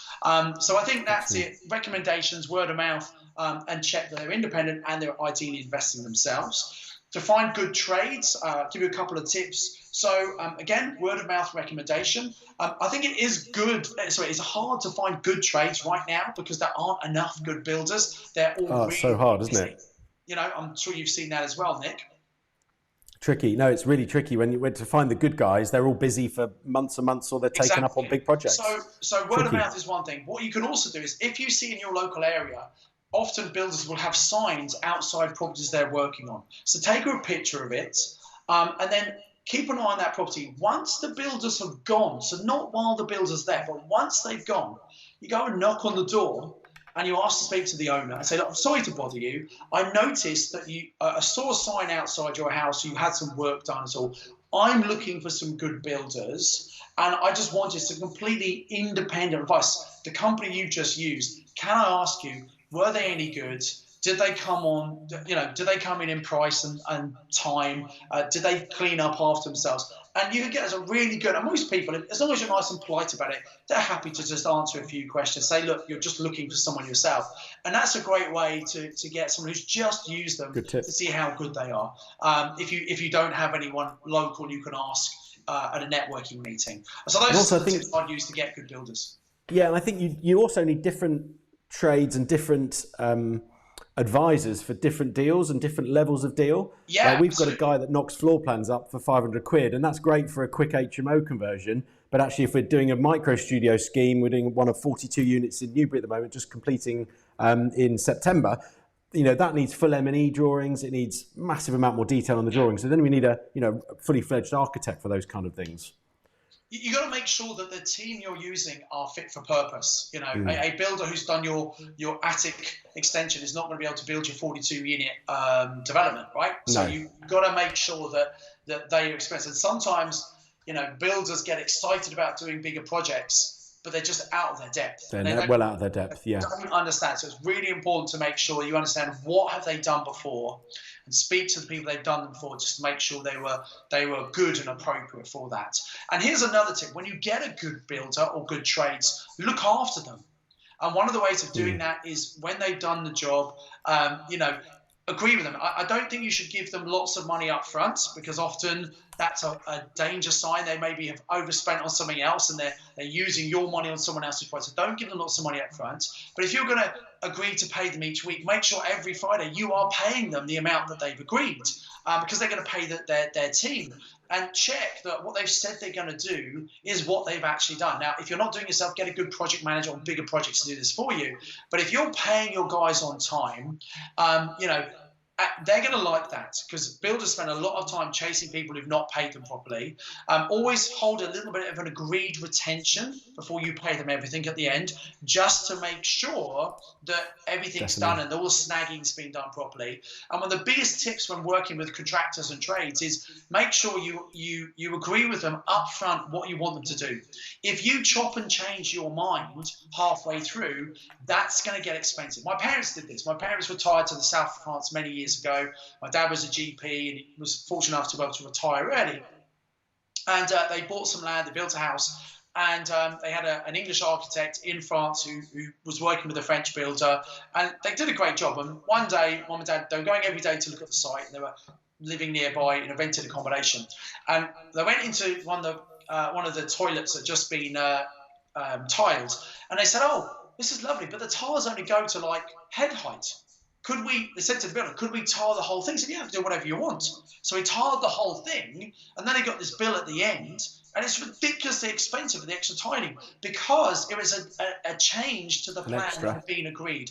And what they should have done is said, "We'd like to do this. Can you give us a quote for the extra work?" And they then may or may not have decided to do it. But communication is so important in life generally, but particularly with builders. You got to make sure you are really clear and explicit what you want, get quotes and things, and rather than just say, "Oh yeah, just do that." Now that can be very dangerous and be very expensive. Yeah, absolutely. That actually leads me on to the next agent or relationship in the power team, and that's a project manager. Now, how do you run? I mean, I'll quickly tell you how we run it. We have a third-party project management firm. We've had a number of people in-house. None of them have worked out for various reasons. Partly we've outgrown them and outgrown their skills as we've got bigger. but also they've not done necessarily the best job. We've settled with a firm now that's got 3 or 4 QSs on board, 2 or 3 project managers, and actually if someone's on holiday, we've got cover, we've got proper quantity surveyors in their team, and they're excellent, and they're very reasonably priced for doing the entire project and contract management, which, like you said, is drawing up the JCT contract, which is the main form of a larger building contract. Tendering for the jobs, working with the architects to get the plans ready, and that's really worked well for us. But how do you do it, Simon? Have you got any tips around the project management? I think a mistake that a lot of people make is they say, well, I've done a refurb on my HMO, so I can do this conversion of 6 flats. It's different stuff, and there's so much more involved. And I don't consider myself a development expert. I've done about 5 developments, but I've always outsourced it, because I don't think I need to know everything. I need to know the right people to speak to who can do the job. And a good project manager will actually, I think, save you money, because they might look at it and say, well, actually, we could change this and we could do this instead. So they'll actually shave some money off the project. But more importantly, they'll make sure it comes in on time. And I've had a number of projects where they've gone over time, and that's cost extra financing. And that extra financing is more than we've even would have paid the project manager. Yeah. So I think one of the and the change requests, like you just mentioned about the tiling, those change requests, you'll get several of those without fail on a larger site. Of course you will. Managing that process is critical, isn't it? It saves a fortune. Yeah, exactly. And I think people make the mistake that very often people want to make money in property, but they don't want to spend the money. And I think it's a huge mistake. It's a real mindset thing. I think mindset's huge in property and in life generally. But you've got to recognize, if you're making good money on a project, there should be more than enough profit in the project to pay all the relevant experts their fees. If there isn't, I suggest it's not a good enough project in the first place. So don't be tight, which is what many landlords and investors do. Recognize this as a business. You need to spend money in your business. You need to get experts. You need to get help. Pay them, bring them in, ask around, get recommendations to get the appropriate people, check them out, bring them in, and do this properly like a business. It's time to stop treating your investing like a hobby. Treat it like a business that it is. And actually, that phrase is critical. And as we were talking earlier, I'm on a panel called Property Summits. And if you want to find out more about that, guys, head over to propertysummits.com. It's just it's a very cheap, free webinar thing. We do the odd in-person one, which we charge for, but it's not, it's just there to really cover costs. Everyone gets a really nice, smart lunch. And it's just a great networking day as well. But the theme of those discussions is treating your property investments like a business, because it is. And we've talked all through this, and it, hopefully people watching are thinking, this isn't just going to be a quick folly. I can't just dip in and buy a couple of HMOs because I know they're hot business. They're hot investment right now. You've got to think about your whole life cycle of a deal, what you want out of it. Do you want to just do a couple of deals on the side? Even then, you can't get away with doing that anymore, can you? You've got to treat that as a business. You've got to get the right tax advice to avoid Section 24. You've got to have the right structure for inheritance tax. It's getting complicated, and that's great for us because it's weeding out the people, the occasional investors, isn't it? So there's more meat on the bone for those people that want to take their education seriously, get stuck in and learn it, and then succeed at it. But you can't just sort of do 1 or 2 and think you'll be able to live off that anymore. No. You've got to go a little bit harder at it, do a bit more time, a bit more work on it, haven't you? Yeah, just to take that one step further, we're not saying you have to do it full time. You don't have to become a full-time property. Of course not, no. It can be part-time, but the time you're spending on it, you need to treat it like a business, do it properly, do it seriously. Do it properly and get the right knowledge and education before you jump in and spend all your money. Do all the free stuff at the top of the funnel, the ebooks, the books, the mine and Simon's books, all this stuff that's cheap and free. Get all that done, but then pick the right courses for you after you've got enough knowledge to sort of get an inkling of where you want to go in the direction. Yeah. If you want to learn about property sourcing, there's a property sourcing webinar you can go and do with Simon. You can go and do also mentoring with me, do mentoring with Simon, do all these different bits and bobs. But I think you need to get a level of knowledge before you jump in and spend thousands of pounds on a course. Absolutely. Pick off the low-hanging fruit. Learn from the internet, but then you really do need to take it seriously and get the specific advice to you. And that tailored advice is critical in things like, mortgage brokering we've just covered, tax and finance, and those specifics. you know, as you said, you don't know what you don't know. If you miss some of those finer details, that's where people fall down. They think, oh, I've read a book, I can go and do that. It's easy.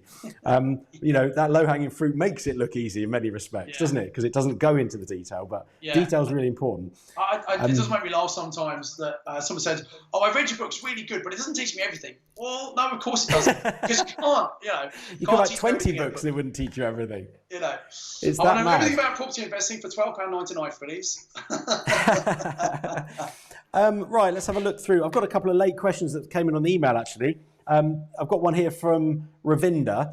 Now, we covered this slightly earlier, but he's saying, how do you define and find upcoming HMO areas? And can I add a question for you, Simon? Yeah, please do, When you talked about oversaturation, I do agree when we're talking student properties, and I do agree to an extent with professional properties, but less so. I think the professional market's still got a long way to go. There will obviously be areas that potentially could be oversaturated, but I think there's much more opportunity in the professional market still, because there isn't that competition from universities building huge blocks of accommodation. Yes, so what did you mean by oversaturation there? Can you quantify it to the specific what I mean strategy? is, a lot of people, they go onto something like spare room and think, oh, there's lots of HMO rooms available. Is there an oversupply here? Well, there's you know, even if you've got the best properties, occasionally your rooms are going to become void. You know, tenants move out, they change job, they move in with their partner, whatever it might be. So you will have a churn of tenants. That happens in HMOs. But then people look on spare room or whatever, think, oh, there's all these properties. But actually, they're not looking at the quality of the properties and saying, well, actually, maybe they're not renting because they're not such good properties, they're not such good areas. And it goes back to, you know, the fundamentals of property investing: location, location, location, buy the right location, good transport links, good local facilities. Then there's going to be demand for people who are, you know, close to employers. Those are the kind of things that people want to look for. Yeah, no, you know, you just keep the core fundamental factors in place, really, is the message. Yeah. Good stuff. HMOs versus holiday let markets, asked by Paul. He hasn't really put much more than that, but what's your experience of holiday lets? I don't have any experience of holiday lets. I don't have any holiday lets at the moment. I have had holiday lets in the past, internationally. So I've got a block of flats in Halifax. It was a large house, 4-story house. We converted into 7 flats about 6 years ago.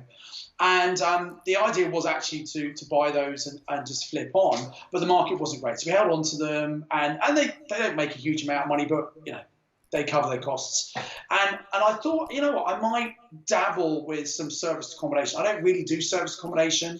To do that, you've got to set up a whole business to do that properly. I know people who kind of don't do it like a business, and they've got themselves a very busy job doing serviced accommodation. That's not the way to do it.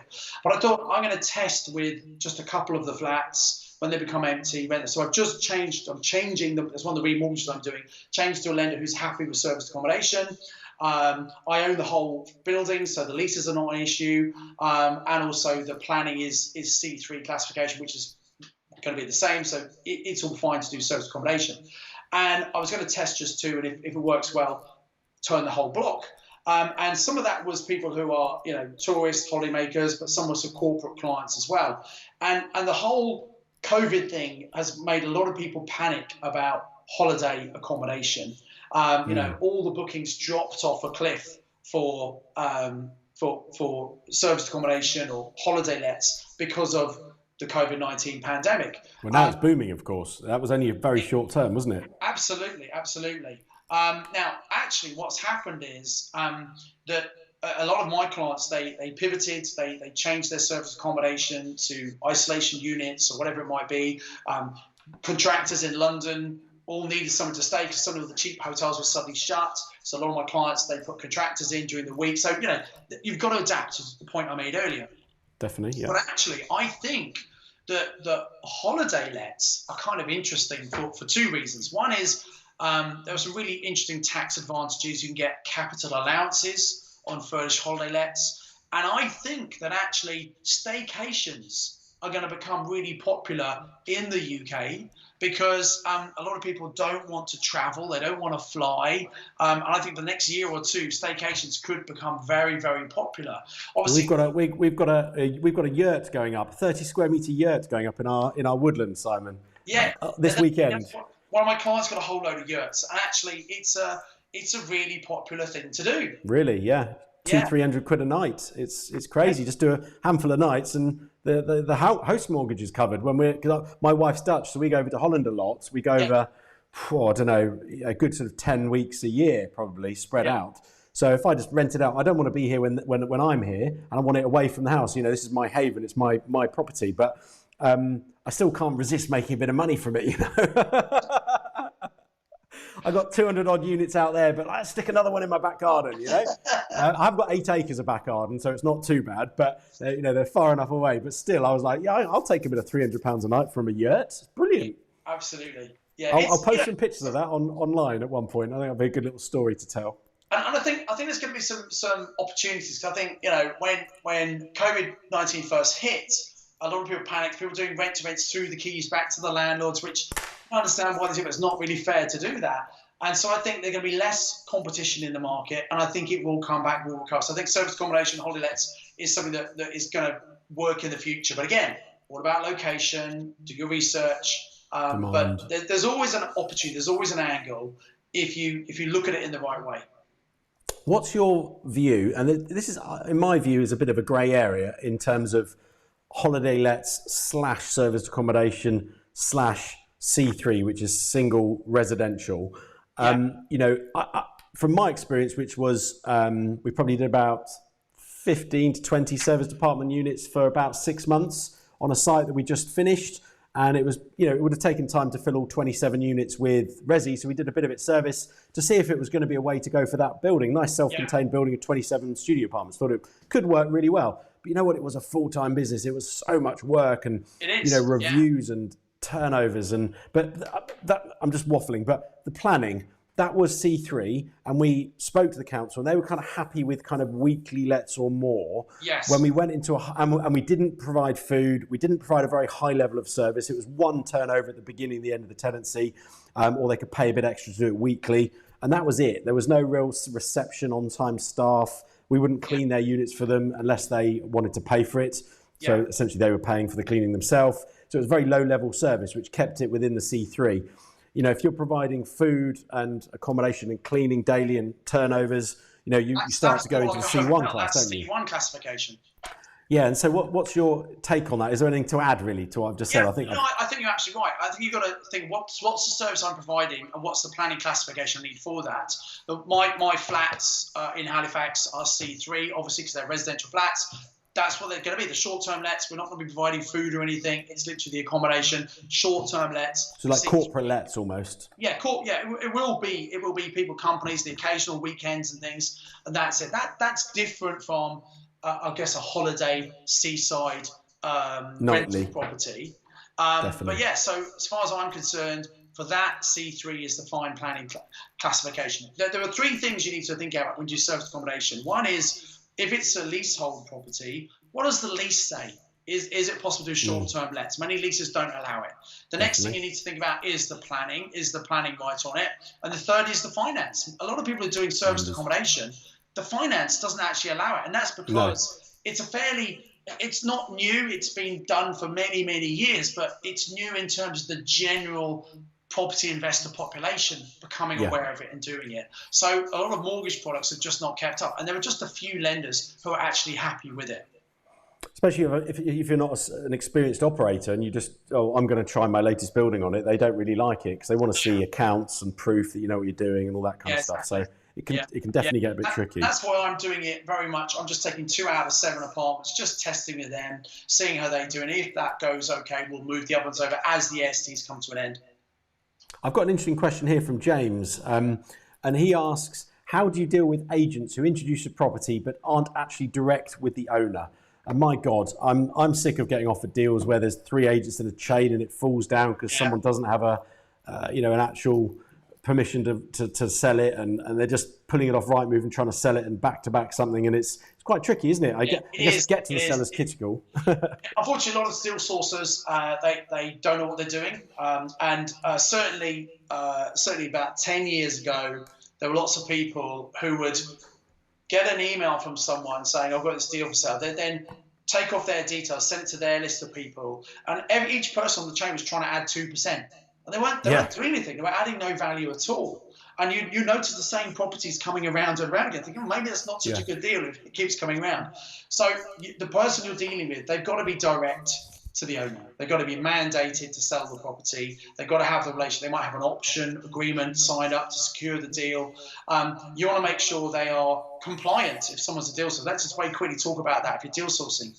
That's a really good point, actually. If you could run us through the key things, the key things that people need to be a deal sourcer. It's a good idea if you're registered with one of the ombudsmen, so either the property ombudsman or the property redress scheme. That's so if there's a problem, they're kind of a body who can kind of mediate for you. So that's the first thing you should be registered with. Next thing, if you're selling deals to people, you should have professional indemnity insurance. If you make a mistake, someone wants to sue you, you've got the insurance to cover it. Definitely. Thirdly, you should be registered with the ICO, Information Commission Office, because you're holding data on sellers and buyers and tenants. That's all GDPR related, isn't it? You should be registered for that anyway, and then really, you should be registered with the HMRC as a property deal sourcer. Now, people have different views about this, and that's why there's confusion. I don't think you're actually an estate agent, because an estate agent usually has a contract with a seller to sell the property. You don't really have a contract with them. You might be selling a property, but they're not paying you. You're charging someone who you are selling the deal to. You're a buyer's agent almost. Yeah, exactly. So I don't think you are really technically an estate agent. But at the point when you sell the deal to someone, you should be doing the AML checks. My views changed on this. I thought actually, you don't need to, but I think, you do need to do the AML checks on people. That's the anti-money laundering for those that don't know the acronym. You've got to check their passport and their proof of address and those kind of things. And again, you can pay people to do that for you, but you do need to do that.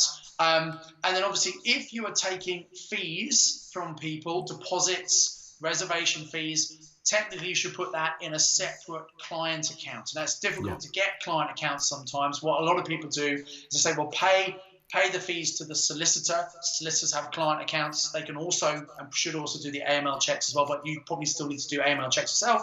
And then you're not actually handling their money. You're only getting paid money once the deal completes. Personally, I don't think you should be paying people fees up front to source deals for you. That always seems to end in tears. But you should expect, if someone's got a great deal that you want, you put down a reservation fee. That means they don't offer it to anyone else. You've got the first dibs on that. You do need to move quickly because generally they're working with a motivated seller who needs speed and certainty. So you can't dally around. And if you take too long and deal falls over, well, maybe you deserve to lose your deposit because of that. And then only you pay the balance of the fees once the deal actually goes through. So you might put down £500 or £1,000 reservation fee deposit, and the balance is paid at the end. So, if someone brings you a deal, just ask them, are they registered? Are they compliant? And if they can't give you their ICO number and their details of the property ombudsman or something and their HMRC registration, maybe they're not someone you should be dealing with. Thank you. Very good tips there. I think that's a good section of the webinar. People can go back and do a tick box, and if they're thinking of becoming a property sourcer, either get some advice of someone that's done it or does it, like Simon and myself, or go and look at these various schemes. Go and sign yourself up, start connecting the dots as to what you need to do. And I like starting a business often by getting a website up and running in draft form, and I'm like, well, what do I need on this? I need to show what I'm signed up for. I need government bodies. I need all this stuff. Gradually piece the business together in a website form. How does it look? And then you press the go live button. It's an exciting day, isn't it? Yeah. Good fun starting new businesses. Brilliant. Well, we're getting to the end of quite a few. I mean, there's a few questions we've sort of covered. I've got these down here from pre-registered people to kind of keep the conversation going. If there's anyone, there are plenty of people still online. So, if we haven't answered questions, hopefully you're getting some value from our chat. Please subscribe. Click the subscribe button, click the bell icon so you get notified of when we get new stuff. And look back at all the other videos we've done. Lots of interesting content on the Property Forum TV YouTube channel. But critically, ask some more questions. Let me just see. I'm just going to scroll through here, Simon, and find some. What's the next deal you're doing? Have you got any deals in the pipeline? Let's sort of talk outside sourcing. And how did you find it? Sorry, go on. Yeah, and what's your next deal in the pipeline, and how did you find it? Okay, so my next deal I'm actually buying is an HMO. It's a 6-bed. It was a licensed HMO in Birmingham. Birmingham's just changed to Article 4 everywhere. There was selective licensing. Really? Okay. And then I think it's the 9th of June it came in with Article 4 everywhere. So what we had to do was, this is someone I know. They are a motivated seller. They are not managing the property very well. The license has unfortunately lapsed, and it's due to a breakup of a couple. One person did it all, and the other person been landed with it. So it's an unfortunate situation. They are desperate to sell, so I'm buying it. I'm getting a good price. They're happy with the price. It does need a little bit of work doing to it, and there are some problems. The license lapsed, so we need to put the license in place. We had to get the certificate of lawfulness to show that it was an HMO before Article 4 came into that particular area, so we've got that sorted. So, and what did they ask for that? What did the council ask as evidence? They want to so in an Article 4 area, what it means is the local council don't want any more HMOs. Yeah. They feel there are too many. Removal of the permitted development rights. Exactly, yeah. So in most areas, you could take a normal house, a C3 planning classification, and you can convert it into an HMO. And a technical definition of HMO is 3 or more unrelated people living in the house. And if it's that, it's a C4. So you can convert from a C3 to C4 under permitted developments. You don't need to get planning permission unless it's Article 4 where they've taken away those permitted development rights, in which case you would need to apply for planning. Now, most councils would actually automatically reject that because they've got Article 4 in place. It means they don't want more HMOs. Doesn't mean you can't get planning, because if it meets all the criteria, if you appeal, then you should get planning. But there's a bit of risk. You don't want to buy a house in an Article 4 area with the risk that you might not get it. Much better to control it on maybe a purchase option, check the planning, apply for the planning, appeal, and then you should get it if it meets the criteria. And you don't want to give the council the opportunity to block it, do you? If they just don't want it, they'll find a reason, and they always will. But if it meets all the criteria, when you go to appeal, you should actually win that. Okay, but one of them is that there mustn't be another HMO within a certain distance. So you need to do your research carefully to make sure it does actually meet all the criteria. So if you are now, what that means is properties in Article 4 area have often gone up in value more so than normal properties because you can't get more HMOs theoretically in that area. So that means that properties got a bit of a premium because of that, which is quite good. You can buy an existing HMO in an Article 4 area, and as long as you can prove that it was an HMO before Article 4 came in and has been consistently used as an HMO since Article 4 came in, you can apply for a certificate of lawfulness. So what we had to do, remember, Article 4 was just coming in, so we had to provide copies of the contracts, at least 3 of them, to show there were more than 3 people living there, show the contracts, and we were able to, the council said, yes, no problem, you've got your certificates. And for how far back did you have to show the contracts? Oh, well, so because Article 4 hadn't come in, it just had to be contracts before Article 4. Before it came in. Oh, okay, that's quite an easy one then, Which was very easy. If Article 4 came in 4 years ago, you've got to show contracts for the 4 years to prove that it's been continuously used as an HMO. And up till before it came in. Before Article 4 came in. Yeah, interesting. Okay, really important. So don't lose your contracts if you get an Article 4 direction area come in. This actually happened in Reading a number of years ago when they brought in an Article 4 direction around the student areas. And we operate in the Thames Valley in the southeast a lot, right from Greater London out to Newbury and Andover, those kind of places. So, they did that, and we had to go back a number of years to prove it. Actually, they wanted to see a few years' use. They were a bit more strict, but they're quite up on their HMOs there. Yeah, it was an interesting one.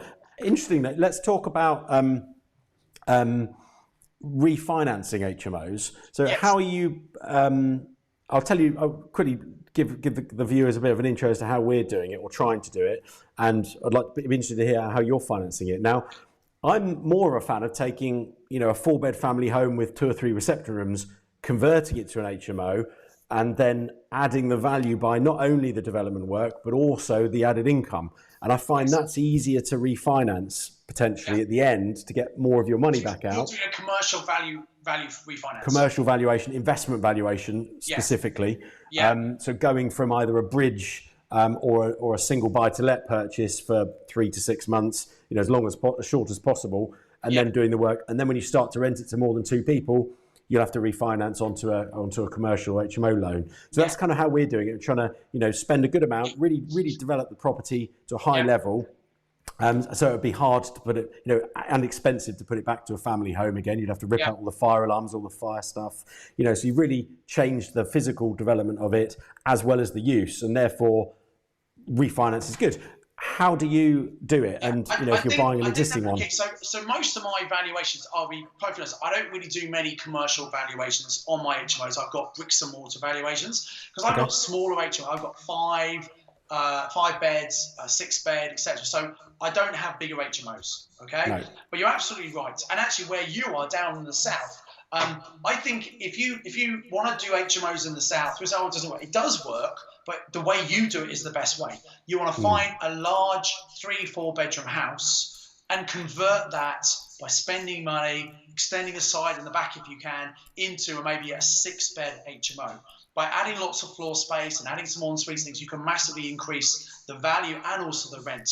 And then you can then refinance and take a lot of your money out. That's much easier to make it work and stack up. Rather than buying an existing HMO from a landlord, you're probably not going to get the kind of ROI you're looking for down south. So it's a bit more work, but it can be done if you do it the way you're doing it, Nick. Now, you hit the nail on the head there in that you have to change the property significantly enough to get a investment valuation. If you've got a house and you've got a couple of en-suites in the rooms upstairs and not in the rooms downstairs, and it looks like a house and it feels like a house, well, it's a house, right? Whereas if maybe every room's got an en-suite and that locks on the doors. Exactly, it's not really a normal residential property then. And especially if you go 7 or more, when you need also planning, because it would be a sui generis planning class, that is then seen as a more commercial, and get the investment mortgage on it. I think sometimes people, they want to get an investment mortgage, but they don't change the house enough to warrant that. And so there's not a guarantee that you'll get it in every area. It's about speaking, again, with a really good broker who knows about the area, who knows what surveyors in the area feel about it, and understand, are you doing enough to justify that investment valuation? Yep, 100%. Thank you. Appreciate that. Rav has asked, what are your thoughts on the residential market for the next 12 to 18 months? So crystal ball time. We've touched about the market. We know it's a bit of a buyer's market coming up. How long is it going to last? Do we think it's going to dip as much as people are saying? I'm not convinced. I think it will dip a little, but what does dipping even mean, Simon, when we're investing for income? It's going to be an average, isn't it? So some areas are not going to dip so much, some will fall more. Exactly. I actually think that some of the areas up north that have not really recovered from the last crash, I don't think they're going to go down that much because they've not really recovered anyway. And they've not actually got that much space to go down. Whereas there are some areas that have literally shot up. If they've shot up more, I think they've got potential to come down more. So there'll be some areas will go up that will crash more than others. I think on an average, a 10 to 15% is what we're going to see. So I think the Bank of England said 16%. I think it could be as much as that. I don't think we're going to see what we saw in 2009. It was very different circumstances where people had a lot higher loan-to-value mortgages. They had up to 90% loan-to-value. That meant a lot of people got into negative equity very quickly. That was a carnage, really. The fact that most people have maybe 75% mortgages, there's a lot of headroom there. So it's not going to be as bad as it was back in 2009. But I think a lot of people expect it will be. I've spoken to people who reckon because of the recession it's going to be 50% crash. I don't see that myself. No, but that's I do not see that. People think. And so what you've got to think about is the person you're speaking to who's looking to sell the house, what do they think? It doesn't matter what you and me think, Nick. What do they think? If they think price going to crash 50%, they might be happy to sell at a 25% discount. Well, that's a great tip. When you're going for viewings, try and get the vendor there. Absolutely. And ask them what their opinion of the market is. Yeah. Great insight. Well, thank you. Very clever. No, I've learned something there because I didn't think of that one. But there's 50 questions you could ask, isn't there? That tricks, that trick's the wrong word. That sounds like you're trying to be unfair to them. But learning about the seller so that you can give them a fair offer that is potentially a discount, but they're still happy with. That's a win-win. Yeah. We're not trying to. What I think is a very simple, but I think it's a huge tip. And this will, when you understand this and do this, you will become a far more successful investor. Okay? And here is the tip. And it sounds obvious when you hear it, but it's amazing how people don't do this. The first thing is you got to make sure that you don't assume what the seller wants. And you got to make sure you don't apply your beliefs and your values to them, because we're all different, right? And the best way you do that is you ask great questions and you listen. So many investors will ask a question off their checklist and they're so busy thinking, what's the next question I'm going to ask? They're not actually listening to what the seller says. And if you listen to the seller, you can find out what's important to them, what motivates them, and hopefully find out what the pain point is. And if you can solve their problem, solve the pain, they're going to be far more likely to want to work with you rather than someone else. And people think, oh, whoever offers the most money gets the deal.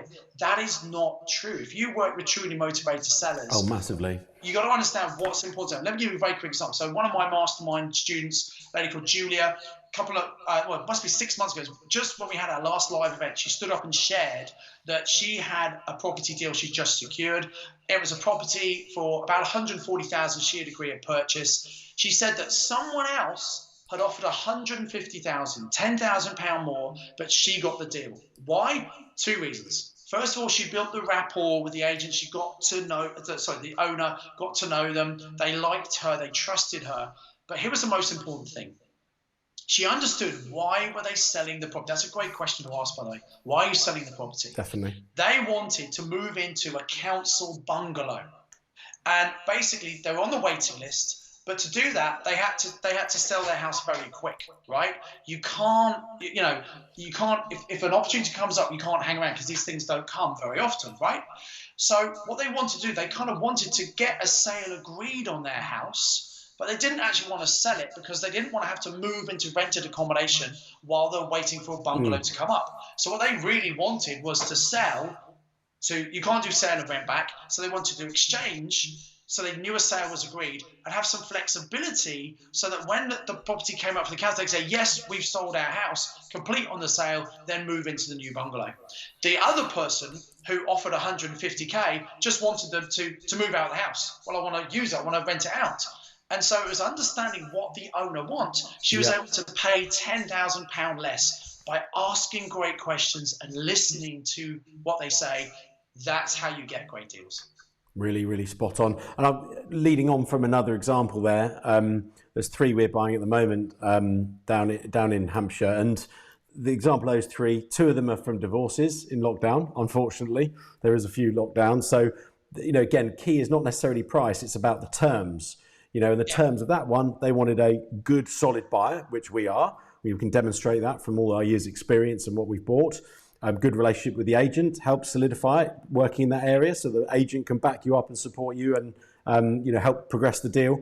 But speed, cash if needed. Less reliance on a mortgage. We could put a bit more cash in if we needed to, which again is probably over and above most home buyers at the moment. Yeah. So on those 2 deals, that really helped swing it, and we got a good price actually. We offered in, I think, April. Once we knew all our rents were in April, May. Kind of the peak of lockdown, got really good deals, and I think they're probably worth more than that already now, to be honest, with the sort of short V-shaped bounce back we've had. We'll see what happens in the next 12 months, but I don't think we'll be, even if we dip 15%, I think we'll still be where we're at, which is great, but then income producing. And the third one was an elderly lady, absolutely lovely lady, really enjoying working with her, and she had already bought her retirement home, her retirement flat. She was downsizing. COVID hit, she was absolutely stuffed, her buyer fell out. So again, she needed a secure buyer that was completely flexible when she moved out because of the restrictions moving into the care home or the assisted living home.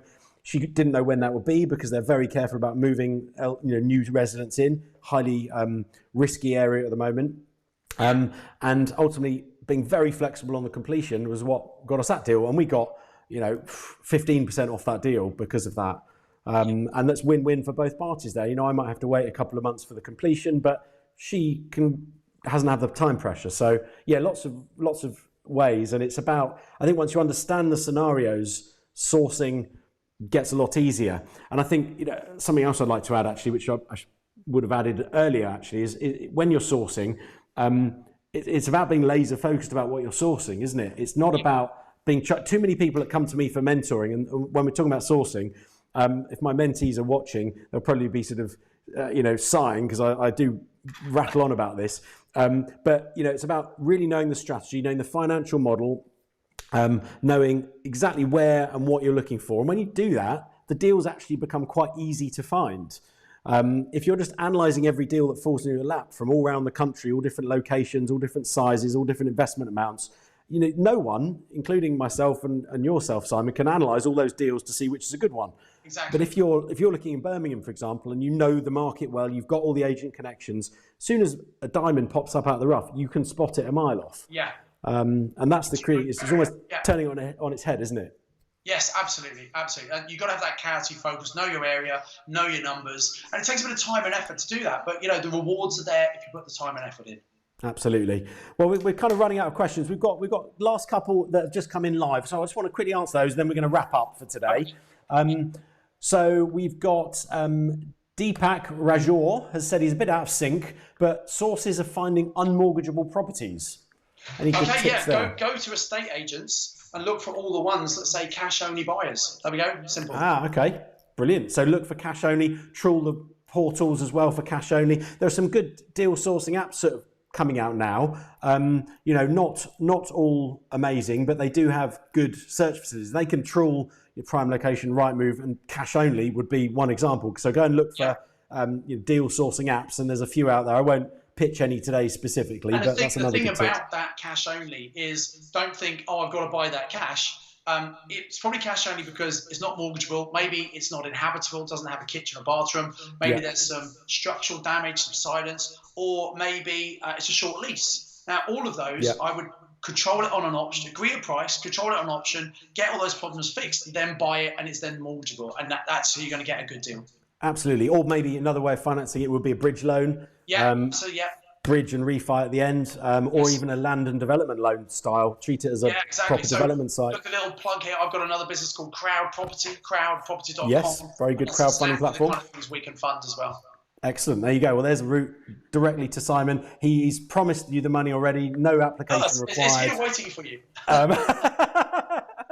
Only kidding. There will be plenty of due diligence done, I'm sure. There will be indeed, yeah. David M, that's I think that might be one of my mentees.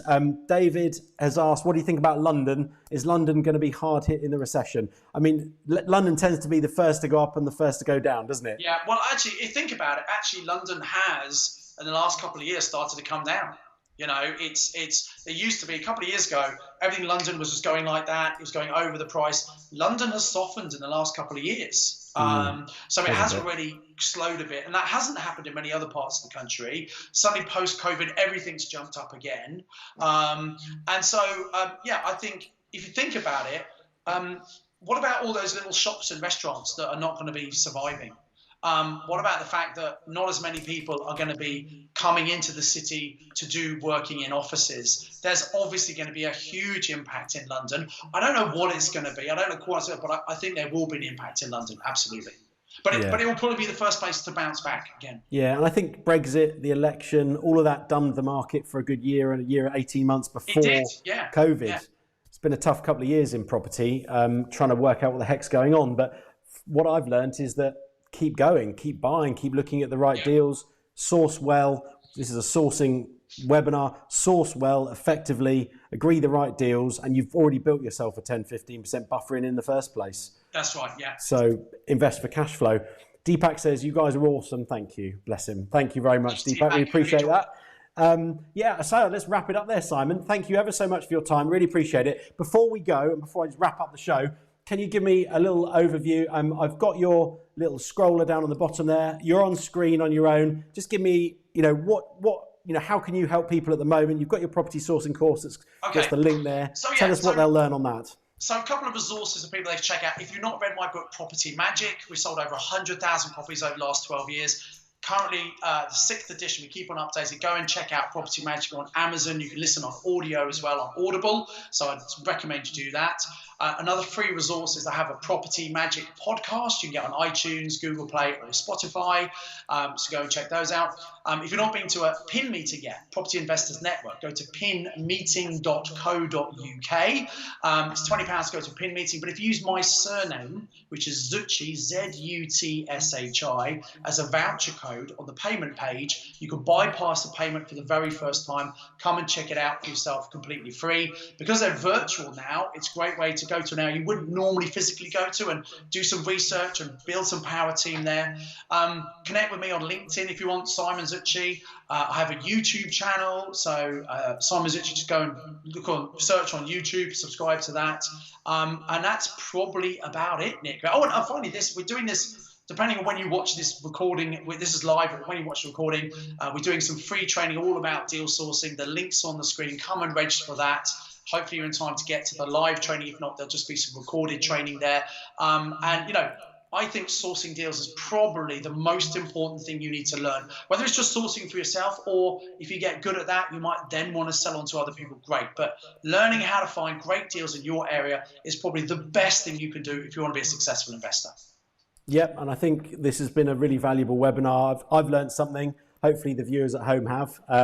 I think I'll definitely second that. Sourcing property is a great way to get into property as a deal sourcer, learn the trade, cut your teeth on it, and get yourself going. And for those of you that don't know me, I'm Nicholas Woolwork. I've bored you enough now for the last hour. You know, I do all sorts of things. I also mentor people, so jump onto nicholaswoolwork.com/mentorship. I've also got my book out, as I mentioned earlier in the show, the Investing in International Real Estate for Dummies book. Lots of strategies in there. We cover deal sourcing, we cover investing in rent-to-rents, lease options, HMOs, property development, how to finance your deals, all that kind of stuff. It's not about investing internationally per se. It's strategies that work internationally in any market. So that's you know, a good book to go and read. Go and grab all the low-hanging fruit from people like Simon and myself. We're out here in the market. We've all got our great webinars, great shows and bits and bobs. Learn everything you can. That's what I did to get started. I just wish I'd had a mentor and some quality education a bit earlier in my career to lose that first 10 years of hard graft, learning it the hard way and making loads of mistakes. We can help you kind of, you know, not make so many mistakes quite so regularly. I think that's critical. We're also offering great deals to investors that want to invest alongside us in our company structure, Red Brick Capital. We offer loan notes. I can't go into too much detail due to FC regulations, but we give double-digit returns, and your money is extremely safe across all of our portfolio in the group. As an investor, you know, we've been investors for years. It's critical that I give people working with us very secure investments on UK stock. And it's a win-win, you know. It's about, you know, if you guys watching this don't know anyone, please forward on anyone that is interested in investing in property. There's lots of ways to invest in property, hands-on and hands-off. Crowd Property with Simon is a crowdfunding platform. You can invest hands-off. He's mentioned that. Investing in developer loan notes and working with developers one-to-one is another way of investing. And looking at the underlying security there when you're sourcing those deals. We've touched mainly upon sourcing direct deals today, actually, and you know, only briefly touched upon you know, stuff like you know, Crowd Property and Red Brick Capital. But ultimately, there's a whole industry out there where you can invest your money in a hands-off product, but you still need to do sourcing of those products. You still need to look at them, and you still need to do a huge amount of due diligence as to the people behind them, the people that run them, what the deals are themselves, and you know, make sure they're open book with you and fully transparent. We take people around all of our sites to show them what we've done in the past. We show them the current sites, and we're extremely transparent. We're, you know, very open book. We're doing live webinars on it, for goodness sake. So ask away any questions. I don't mind being put on the spot. So Simon, thank you very much again. I really appreciate your expertise on the show. It's been great working with you. Thank you for asking me. Hopefully we do it again sometime. We'll definitely do it in a few months' time. Find a slightly different topic to talk about. And for now, that's the end of the show. Thank you everyone for tuning in. Don't forget to subscribe on YouTube, and look forward to seeing you again very soon. Take care. Right, thanks so much, guys.